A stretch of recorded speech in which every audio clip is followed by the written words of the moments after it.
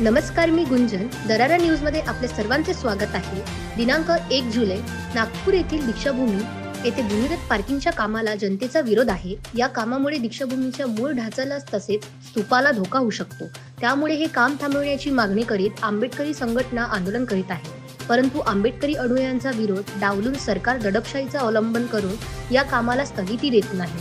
त्यामुळे लोकांच्या भावना दुखावल्या असून आता दीक्षाभूमीवर मोठे आंदोलन सुरू आहे. त्यामुळे लोक भावनेचा आदर करून हे काम तात्काळ थांबवावे अशी आमची भूमिका आहे. यामुळे कायदा सुव्यवस्थेचा प्रश्न निर्माण झाला असून गृहमंत्र्यांनी तात्काळ हस्तक्षेप करून आंदोलकांशी चर्चा करावी अशी भूमिका विधानसभेचे विरोधी पक्षनेते विजय वडेट्टीवार यांनी मांडली आहे.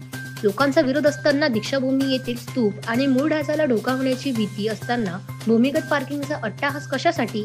या कामातून कोणाचा फायदा होणार आहे असे सवाल करत श्री वडेट्टीवार यांनी सरकारच्या कारभारावर तीव्र नाराजी व्यक्त केली आहे. सरकारने जर वेळीच या प्रकरणाची दखल घेतली असती तर आंदोलन तीव्र झाले नसते. परंतु सरकार संवेदनशील नाही, जनतेच्या भावनांचा आदर करीत नाही.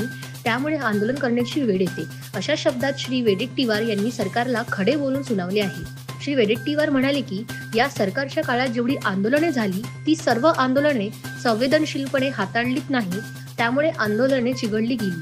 शेतकरी, विद्यार्थी, महिला, कर्मचारी तसेच आरक्षणावरून सुरू असलेली आंदोलने भाजपच्या काळात दडपण्याचाच प्रयत्न केला गेला. त्यामुळे आज देखील दीक्षाभूमी येथे तशीच परिस्थिती निर्माण झाली आहे.